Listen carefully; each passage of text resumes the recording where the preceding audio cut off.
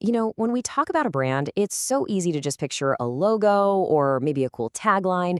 But the brands that really truly last, they're built on something way more solid, a really strategic foundation. That's so true. And that's exactly what we're getting into here. We're going to be walking through a framework that comes from Professor Alexander Chernev over at Northwestern University. It's just a fantastic way of thinking about how you build a brand that actually means something, not just for your customers, but for your whole business world. And this quote right here, this really nails the core idea. A strong brand creates superior value. It's not just about getting people to like you. It's about delivering real, tangible benefits that are just flat out better than what the competition is offering. And check out who it's delivering for. Customers, the company, and its collaborators. That is such a critical point. You can't just fixate on one. I mean, if you create amazing value for customers, but your company goes broke doing it, well, the brand fails. Or if you squeeze your suppliers, your collaborators, so hard they can't deliver quality anymore, the brand is eventually going to fail. It's a total balancing act. Okay, so to really get our heads around this, we're going to walk through 4 key parts. We'll kick things off with the absolute foundation, called the market value principle. Then, we're going to dig deep into what customer value is actually made of. Right. And from there, we'll zero in on the brand's unique role in all of this. It's kind of like its superpower. And finally, we'll pull it all together into an integrated strategy. It's a super logical way to look at it. All right, let's jump into our first section, the market value principle. And this really is the bedrock of everything else. If you don't get this part right, all your other marketing stuff, your advertising, social media, all of it, it just feels like a bunch of random tactics. None of it is building towards one clear, powerful goal. Right, and at the heart of this principle is this idea of the optimal value proposition, or OVP for short. It's all about hitting that perfect balance, that sweet spot where you're delivering incredible value for everybody in the game. Oh, the 3-legged stool analogy is perfect here. Think about it. One leg is your customer. The second leg is your company. You got to be profitable, right? And that third leg, that's your collaborators. We're talking suppliers, distributors, all your partners.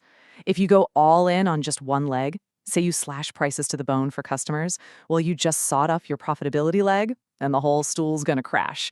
It's gotta be a win-win-win. And that forces every single manager to answer these 3 really fundamental questions. First up, for your customers, why should they pick you? I mean, really, why you over everyone else? Then you have to look inward at the company. Why are we pouring our money, our time, our best people into this specific brand? What's the payback for us? And finally, you have to think about your collaborators. Why should the best partners out there even want to work with us? What do they get out of the deal? I mean, if you can't answer all 3 of those with total clarity, you've got a serious strategy problem. Okay, so those 3 questions are all absolutely essential, but let's be honest. That first one, the customer value question, that's the real engine here. It's what drives the other 2. Couldn't agree more. If you're not creating something better for the customer, the company's not going to see a return, and your partners will have 0 reason to stick around. So let's really get into the nitty-gritty of what customer value is even made of. So you can really split customer value into 3 distinct buckets. The first is functional value. This is the obvious stuff. Does the product actually do its job? Is the lawnmower going to cut the grass? Is the app going to work without crashing? It's the absolute bare minimum. The thing has to work. It's your ticket to the game. In business speak, we call this table stakes. Then we get to the next one, and this is where branding just comes to life. It's psychological value. This has nothing to do with what the product does and everything to do with how it makes a person feel. Oh, absolutely. The functional value of a high-end watch is it tells time, but nobody buys it for that. They buy it for the psychological hit, the feeling of accomplishment, the status it signals, the story it tells about them. That's the brand doing the heavy lifting. And that brings us to the third piece of the puzzle, which is monetary value. This is the dollars and cents part of the equation. Yep. It's the sticker price, sure, but it's also the discounts, the rewards points, the financing deals. In really commoditized markets where all the products are basically the same, the fight is almost always over monetary value. Which one's 5 cents cheaper? Starbucks is such a great example of a company juggling all 3 of these at once. Let's just break it down. Functionally, what are you getting? You're getting caffeine that works, a clean place to sit down, and free Wi-Fi. It's dependable. You know exactly what you're going to get in any Starbucks in the world. That's pure functional value. But let's be real, the psychological value is their secret weapon.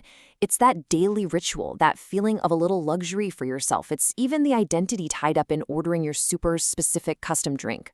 For sure. And then you've got the monetary side. Yeah, the price is high, that's a monetary cost to you, but they're smart about it. They balance it out with a really powerful loyalty program where you earn stars for free stuff. They are playing a 3D chess game with these value dimensions. And this right here, this is the simple math behind it all. Value isn't just a list of good things.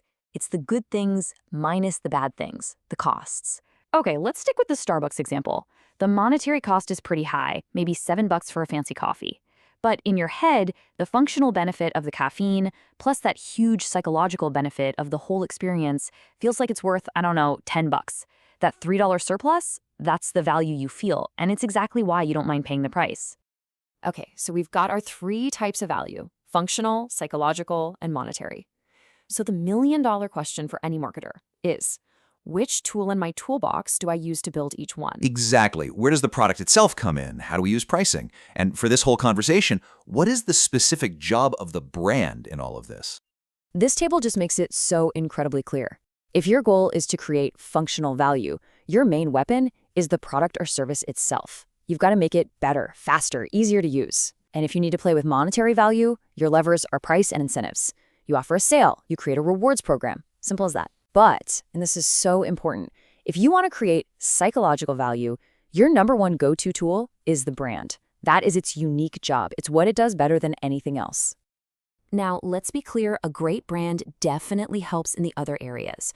The brand Volvo immediately signals functional safety. The brand Hermes lets them command a huge price. But its main job, its whole strategic reason for being, is to forge that emotional, intangible, self-expressive connection. That's the brand's home turf. No other part of your marketing can do that job nearly as well. And that brings us perfectly to our last and honestly most critical section, an integrated value strategy. Absolutely, because the truly great companies get that you can't have your product people in one silo, your pricing people in another, and the brand team off in their own world. Every single thing the company does has to be singing the exact same song. Yeah, a brand story isn't just in its commercials, it's in every single detail. Take the classic Coke bottle. That's a product design, right? A functional choice. But it has become this massive symbol of the brand's entire identity. Or think about the Tiffany blue box. Functionally, it's just a piece of cardboard. But psychologically, it creates this intense feeling of luxury and excitement before you've even laid eyes on the jewelry. And the service at the Ritz-Carlton, that's a service feature. But it's also the single most powerful way they communicate their brand promise of absolute excellence. None of this happens by accident. It's all part of a deliberate, integrated strategy. And you can see here how all the pieces have to fit together. A high price tag on a luxury item isn't just about money, it sends a psychological signal of quality and exclusivity. The price is actually helping tell the brand's story. But that street goes both ways. If that same luxury brand suddenly starts blasting out 40% off emails every weekend, the price starts fighting the brand's story. It gets the customer thinking about the deal, the monetary value, instead of the brand's psychological value. You're basically killing the magic. Which really boils everything down to this one single question that every single business leader needs to ask themselves constantly. Is your brand story strong enough to justify its price? That's it right there. That question connects every single thing we've talked about. It forces you to look at the psychological value your brand is creating and stack it up against the price you're asking people to pay. At the end of the day, the answer to that question is the real measure of how powerful your brand truly is.